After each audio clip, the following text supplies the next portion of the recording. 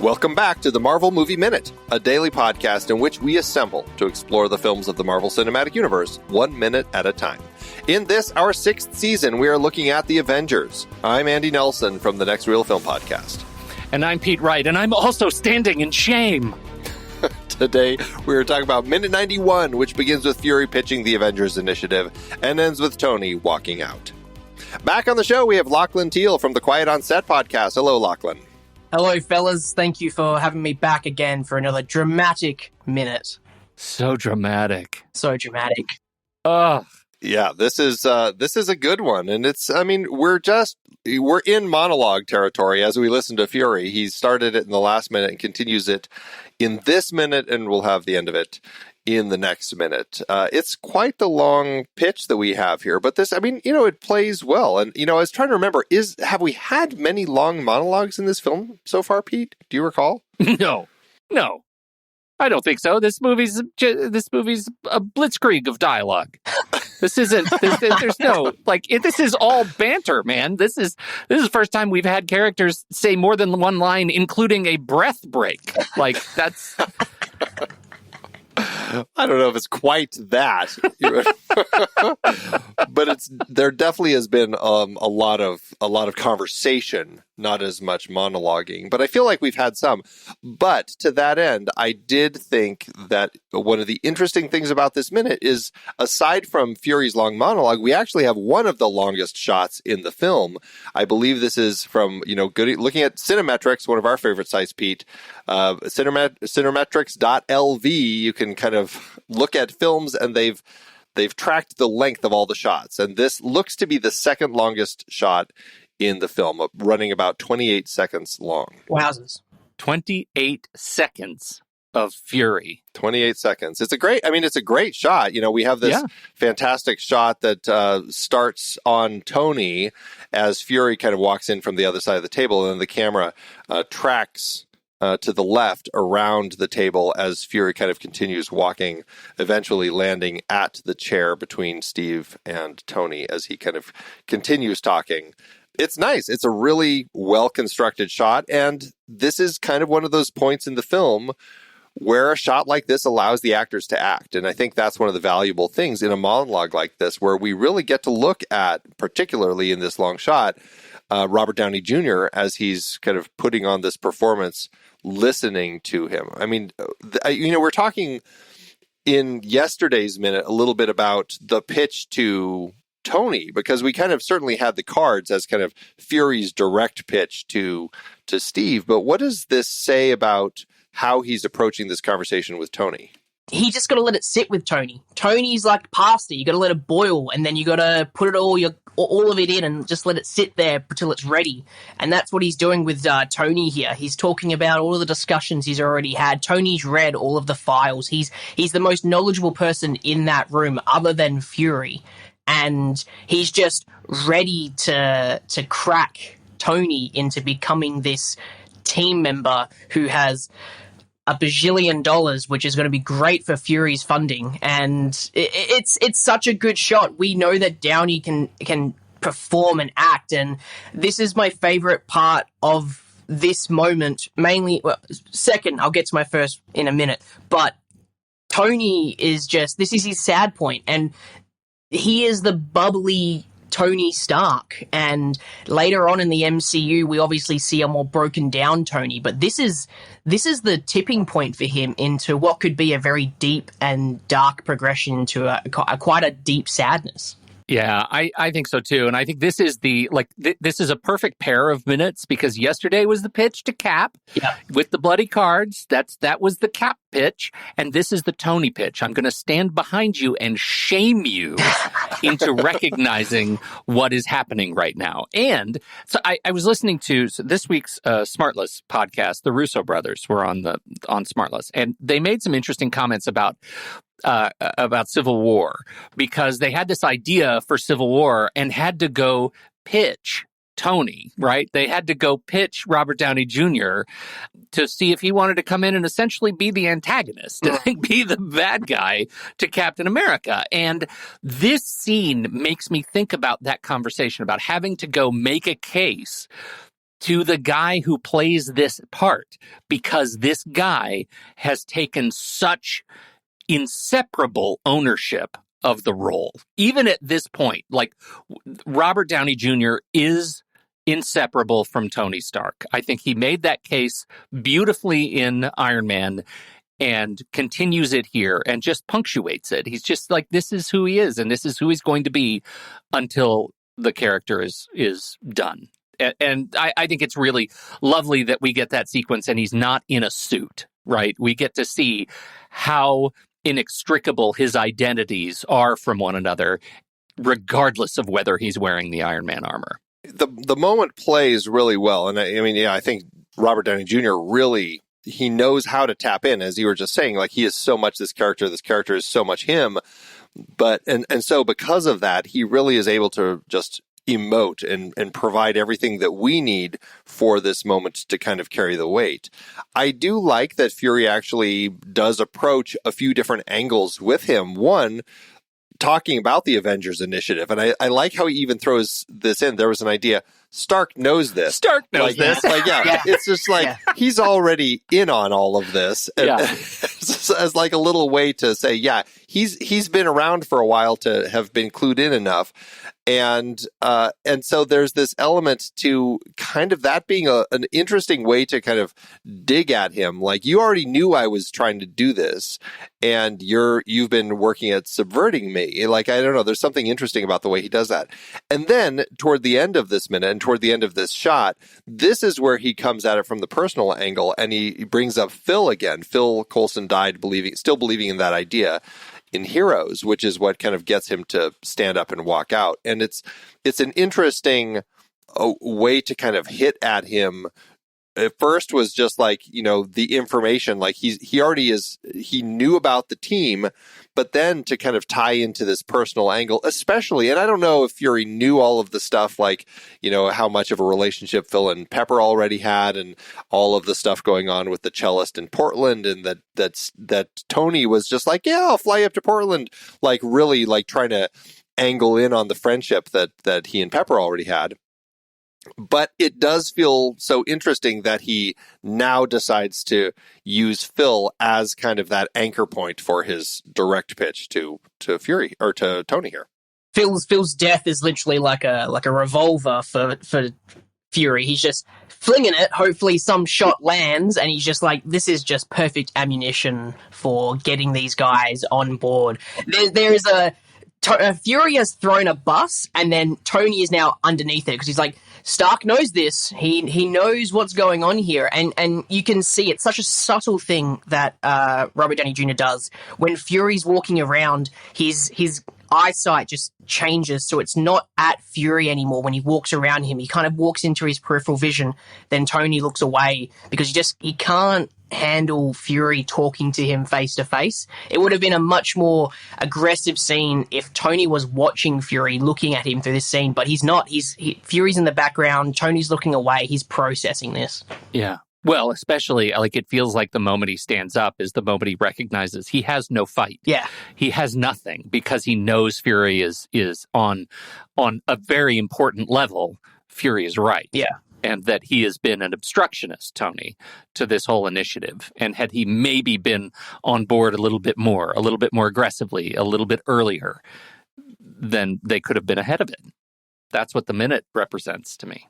Especially pitching that Stark knows this idea that I've been trying to build this team. And I mean, he's even saying, he's coming out, he's like, yes, we were going to build an arsenal. Sure, I acknowledge that. Yes, we were building weapons of mass destruction, but I had this other thing that I was really hoping to do. Now, again, the argument always comes back to, why does Fury just not come clean from the beginning with everybody and make all of this so much easier? But, that's not how Fury operates. And so here he is now trying to, do this other thing. And like, Stark, you knew I was trying to make this team, and you've been working against it. You've been trying to subvert all of this instead of working with us. And so, like, really putting a lot of that blame back on Tony for everything that's happened up to this point. Not just, I mean, yes, Phil is dead, but they've also, like, the team has fallen apart. You know, they've lost Banner, they've lost Thor, the Tesseract is gone. Like, all of these different things perhaps could have been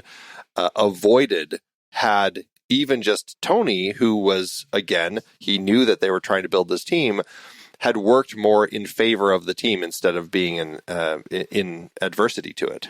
Yeah. Oh, it's interesting.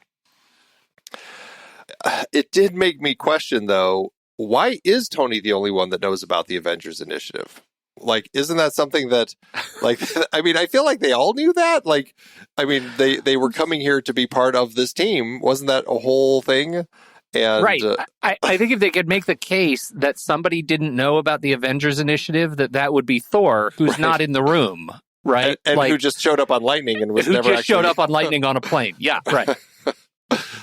Yeah. Thor's not even in this realm right now, but I wouldn't be surprised if somehow he knew, like he just Heimdall's just whispering into his ear, "Hey, there's the Avengers initiative. I can see it. It's happening right now." And I was like, I'm going. I'm in. I love the idea that Heimdall is the one who's like, yeah, you should do that. Hey, you know, that looks like it might be fun for you. Yeah. You say you've been looking for clubs.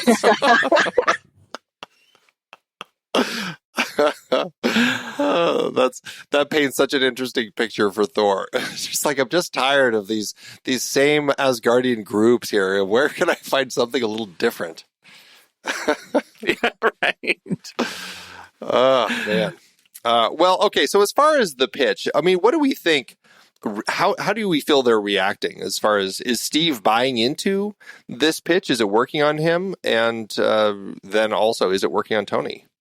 I don't think we ever get to see until Steve commits, right? I mean, Tony, I feel like his abrupt stand and march, move is something worked on him to move him to action. But Steve we don't actually get to see Steve do anything, right? He just sits. All of this really, maybe this is a question for our conversation that we're going to be having in the coming minutes, because, Tony, as we'll find out, goes to the detention center where the cell is no longer there, where Phil's blood is on the wall, where there's a big blast hole, all that stuff. So he's going to go here and kind of mull all of this over. And then, Steve is going to come find him, and they'll have their conversation that, of course, is going to be, I suppose, the catalyst that gets them both into action. Yeah. But it does make me wonder, like, as this is all, I mean, we don't get quite the end of this conversation. We just get this minute lands with him saying Phil Coulson died, still believing in that idea in Heroes, and then Tony stands up and walks out. We don't actually get to finish the conversation here, but it is an interesting moment where it does leave you wondering, like, is Steve buying this? Like, does he want to see all this come to fruition? And I feel like, I don't know, I guess the way that I end up reading it is Tony isn't quite there yet, and he needs a little more time to think on it, which is why he leaves. Whereas Steve, I think, may have the shift in his head beginning. And I think that's why we end up having the coming scene where he's now the person who really is kind of pitching Tony. Yeah. Tony's a solo thinker, though. That's the thing. Tony's always been by himself. So I feel like him standing up on the best part of the entire speech where he says heroes, it would have been totally different if he didn't stand up or just stood up at a different word, right? If he stood up at Phil, it would have been like, that's less dramatic, but he stood up at heroes. That's the best part about this whole moment, is that he's rising to the occasion to be a hero. He has to think about it. That's why he's going away. He's got to think about it. But Cap's always been in groups. Cap's always been a group thinker. So he's staying there. The only part that I have with this minute is, it's at least that first cut away from that one really good long shot, is that it cuts to Captain America in the tightest shirt in his closet. And it kind of takes me away from the scene where it's just all of a sudden two pectoral muscles are just on there with a sad Captain America face. It's like, he's thinking about it, but he's looking good. Yeah.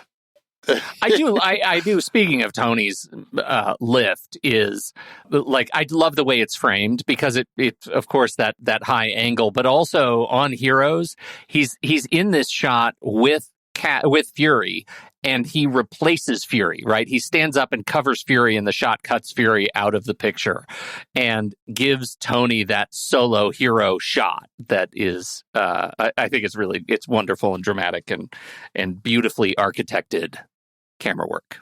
And he doesn't blink. Yeah, it's very intense. Dead on. The eyes are just locked on as he stands up, doesn't blink a single moment in that entire shot, and then he walks away, and it's like, whew, he's thinking about it.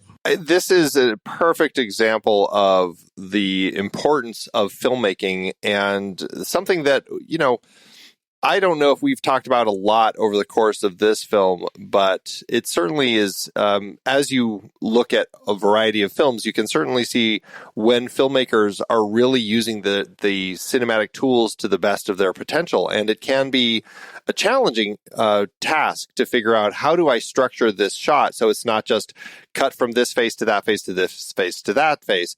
What can I do with the camera and the movement to design this in a way where it gives it a little more life and meaning?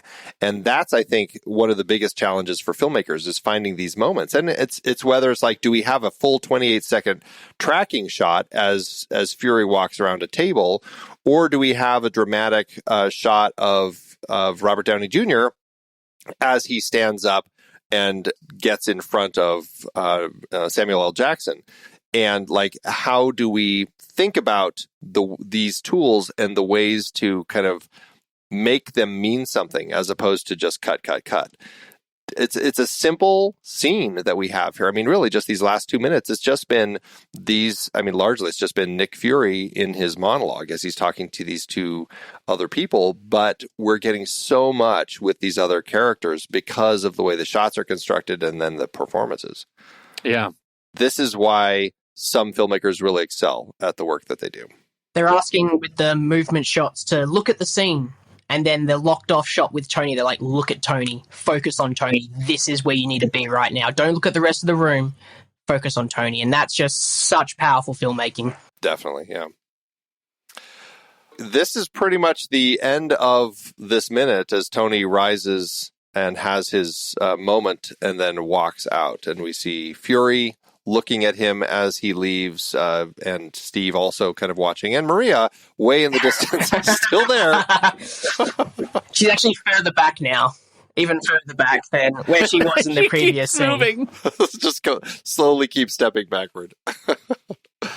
Yeah, I mean, it is a great minute, and it's a great conversation. This low point. This is kind of the end of we're nearing the end of Act 2, getting ready to shift in Act 3, and it's kind of the traditional low point in the story for our characters. And it's effective. I think they did a good job here. Yep.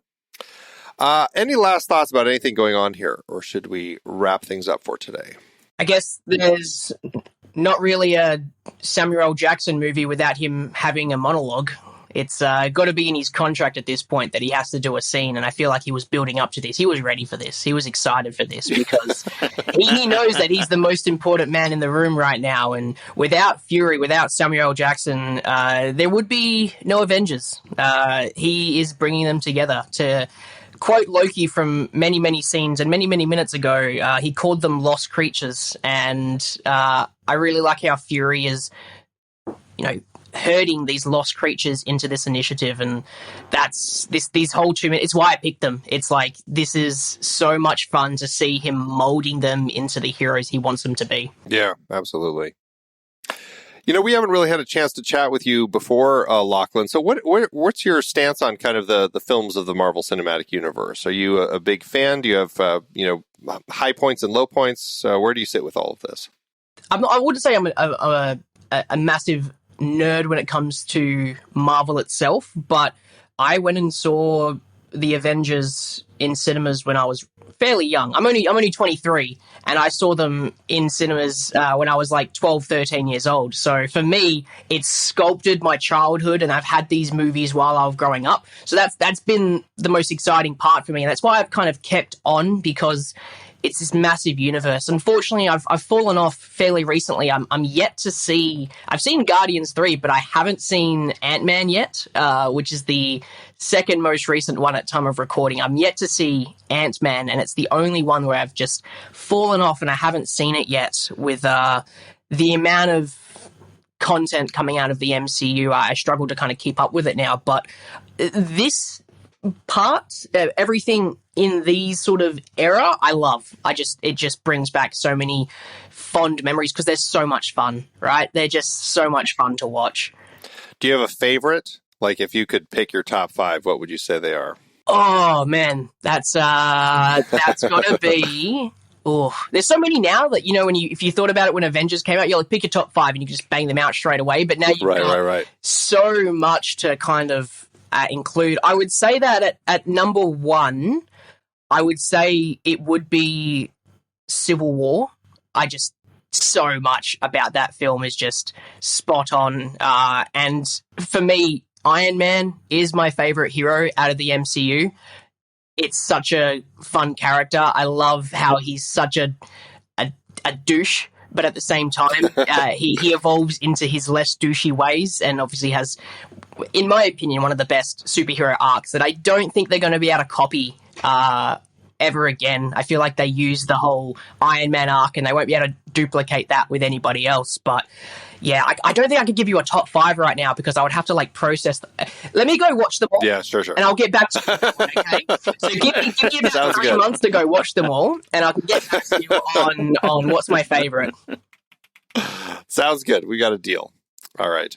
Well, it has been fantastic talking with you. We'll have you back in minute 99. In a couple of weeks. So we're certainly looking forward to that. Why don't you tell everybody again, though, about your podcast and where they can tune into the stuff you're doing out there? I co-host the Quiet on Set podcast. We do everything that's coming out in cinemas. You can pretty much find us anywhere. We do video content on YouTube down to the audio content if you want to listen to us while you drive. But anything and everything that comes out in cinemas, we try to cover. Fairly recently soon, we're going to be heading off to the Cannes Film Festival to cover all of those new goodies that are coming out, such as...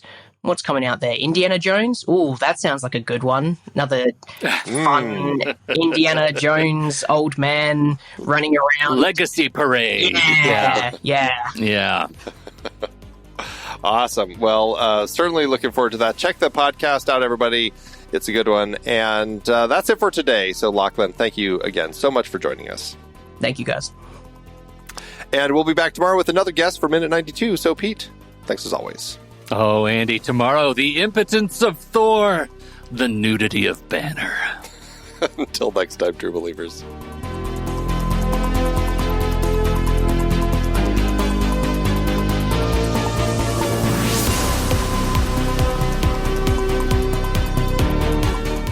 Marvel Movie Minute is a production of True Story FM, engineering by Andy Nelson. This season's music is Message to the World by Anthony Vega, and this season's show art is by Winston Yabo. Find the show at truestory.fm. If your podcast app allows ratings and reviews, please consider doing that for our show.